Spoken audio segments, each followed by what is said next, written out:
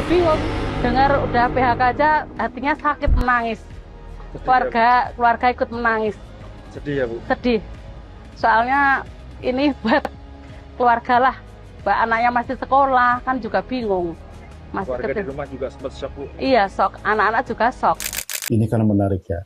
Di saat orang lagi susah-susahnya sekarang ini terdampak oleh pemutusan hubungan kerja yang paling besar di Sritek yang terletak di Kabupaten Sukoharjo, Jawa Tengah. Setiap hari berita di koran, di media online, di sosial media disuguhi dengan kasus-kasus korupsi yang merugikan negara tidak sedikit.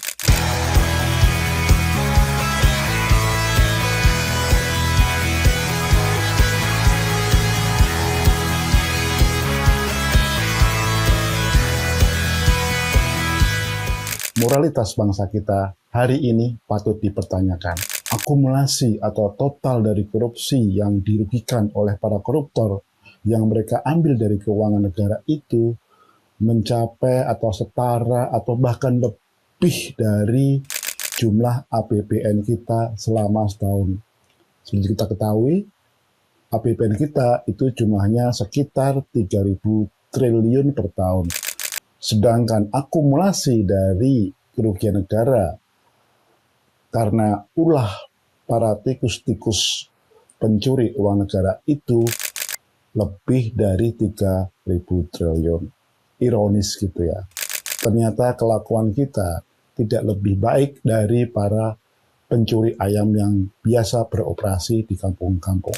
Bedanya adalah atribut ya, di mana para koruptor itu memakai baju rapi, kemudian mendapat fasilitas negara, bergaji tinggi, tapi mental mereka adalah mental pencuri. Tidak punya integritas sama sekali. Ya, kalau kita hitung-hitung ya, kerugian negara akibat dari aksi korupsi ini sebenarnya bisa diinvestasikan untuk hal yang baru. Ya, tidak seperti sekarang ini, di mana buruh harus bekerja keras dari pagi sampai sore dengan gaji pas-pasan. Kita juga tahulah berapa besar sih UMR kita. Paling tinggi mungkin hanya di Jawa Barat dan Jakarta. Sementara di daerah lain itu bisa dikatakan hanya cukup untuk makan, minum, dan untuk membayar kontrakan apabila mereka tidak punya rumah sendiri. Itulah fakta, realita miris yang kita temui kalau kita berinteraksi dengan buruh. Misalkan kalau di Jakarta ini, di Bekasi, Kerawang, atau di kawasan-kawasan industri yang lain. Apalagi sekarang ini momentumnya menjelang hari besar Ramadan, di mana umat Islam yang merupakan mayoritas penduduk Indonesia berkeinginan ya pastinya berkumpul dengan keluarga, berbagi cerita, dan sedikit berpesta lah istilahnya begitu. Harapan itu tidak bisa terwujud karena pekerjaan mereka hilang di PHK yang terjadi seperti di beberapa pabrik besar di Indonesia. Kurang lebih ada 10 perusahaan yang memphk karyawan menjelang hari Lebaran ini. Miris, dan saya yakin mereka yang saat ini tiba-tiba kehilangan pekerjaannya setelah mereka bekerja lebih dari 20 tahun, seperti kasus di pabrik tekstil Sritek, tidak bisa berbuat apa-apa. Mereka akan lebih menangis lagi ketika membaca media online atau media sosial, ada seorang koruptor yang gajinya sudah 3 miliar sebulan, masih saja berkorupsi. Dan jumlahnya nggak tanggung-tanggung. Menurut Kejaksaan Agung itu mencapai 1 kuadron atau 1.000 triliun. Luar biasa. Jumlah yang luar biasa. Mereka itu sudah bergaji besar ya, dapat fasilitas negara, tetap aja serakah. Mengambil yang bukan hak miliknya, yaitu hak milik rakyat Indonesia. Sementara kita, rakyat kecil, masyarakat, harus menerima kenyataan menerima BBM oplosan, yang ujung-ujungnya merusak mesin kita juga.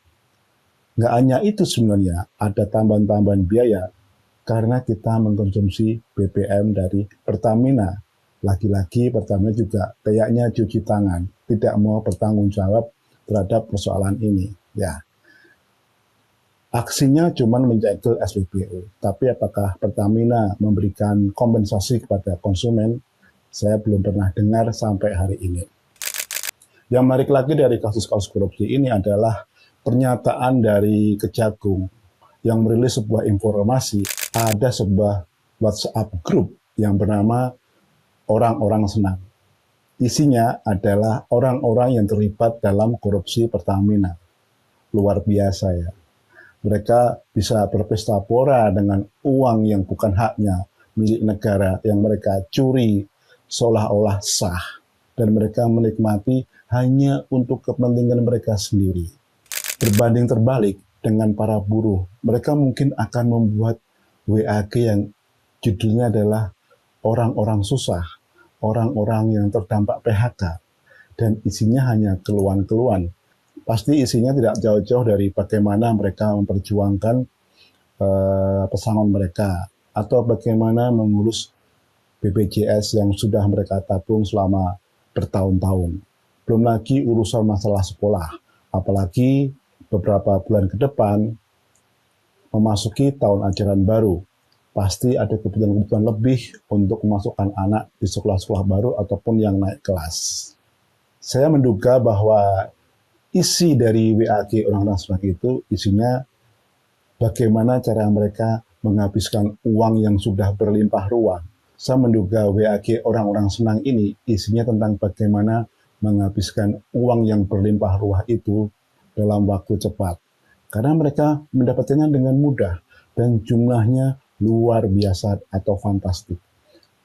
Tidak mungkin para penerima uang hasil korupsi itu mendapatkan uang cuma 1 miliar, 2 miliar. Itu tidak mungkin.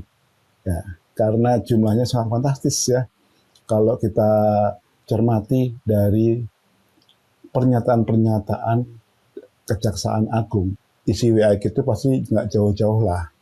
Mereka pasti akan memburu barang-barang yang sedang tren. Misalkan iPhone baru, mobil keluaran baru, liburan ke luar negeri, atau mungkin mencari ani-ani baru, ya, karena mungkin mereka sudah bosan dengan ani-ani yang lama, mereka lalu mencari ani-ani baru.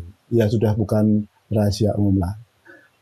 Duit setan biasanya dimakan oleh demit ya. Uang-uang yang seperti itu atau uang-uang haram biasanya juga akan cepat habis. Tapi itulah yang mendorong kerakusannya.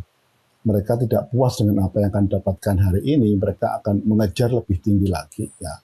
Apalagi sudah merasakan enaknya mendapatkan uang besar tanpa bersusah payah.